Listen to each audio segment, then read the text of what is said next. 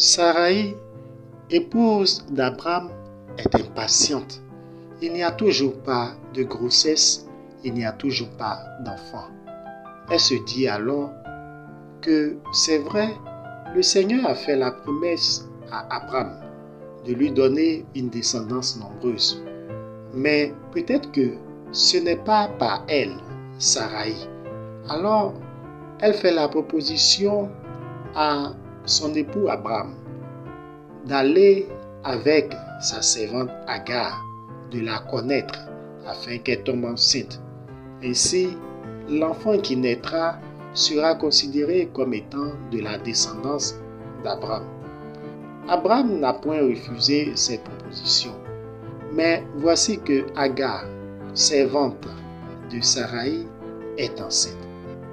Et elle se met à insulter sa maîtresse, à la narguer, elle ne la considère même plus. Cela va irriter énormément Sarai qui va interpeller son époux. Abraham est fatigué. Il attend l'accomplissement de la promesse du Seigneur. Il sait que le Seigneur est fidèle et vrai. Voici que tu l'as poussé à commettre cet acte.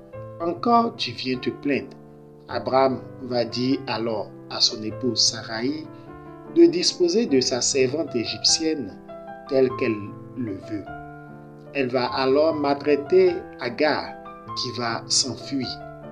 Mais le lieu où Agar va aller se réfugier est le lieu que le Seigneur a choisi pour rencontrer lui-même Agar.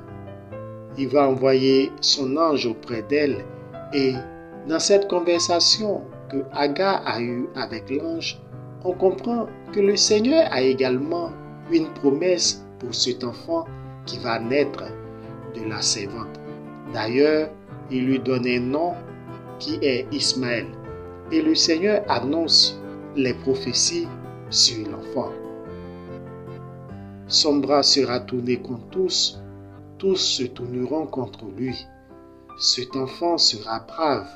De cet enfant, je susciterai également une descendance nombreuse. Aussi, le Seigneur ordonne à Agar de retourner auprès de sa maîtresse Sarai. Agar, qui a fait sa rencontre avec l'Éternel en ce lieu, est heureuse. Oui, elle se dit, Dieu me voit, je ne suis pas seule, Dieu est avec moi.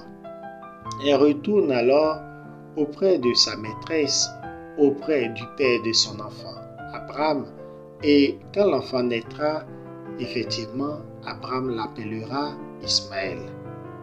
L'impatience des hommes. Nous ne savons pas attendre l'accomplissement de la promesse du Seigneur. Nous sommes tellement impatients que nous prenons des raccourcis. Nous faisons ce qu'il ne faut pas, ou nous comprenons de façon limitée ce que le Seigneur a dit. Tout cela parce que nous recherchons nos propres intérêts, nous recherchons notre volonté, notre orgueil nous pousse à poser des pas qui ne plaisent pas au Seigneur. Sarai pouvait bien attendre, mais elle a regardé sa situation et elle se disait, pour elle, le Seigneur ne peut plus rien faire. Nous également, nous limitons les actions du Seigneur. Nous réduisons la puissance de Dieu au point où quand le Seigneur annonce quelque chose sur notre vie, nous nous disons, c'est vrai, le Seigneur a dit cela, mais le Seigneur ne peut pas le faire car scientifiquement, cela est impossible. Mais ce que nous oublions, c'est que quand notre Seigneur dit, il accomplit toujours. Nous ne devons pas attendre que les hommes approuvent ce que le Seigneur a dit pour que nous nous mettions à croire en la parole du Seigneur. Nous devons toujours croire, quelles que soient les péripéties, quelles que soient les tribulations, quels que soient les vents, les tempêtes, les orages, nous devons rester accrochés à la promesse du Seigneur. C'est en cela que le Seigneur lui-même verra la qualité de notre foi et il viendra nous exaucer au moment où lui-même il a choisi. Mais quand nous nous précipitons, sûrement nous allons commettre des erreurs.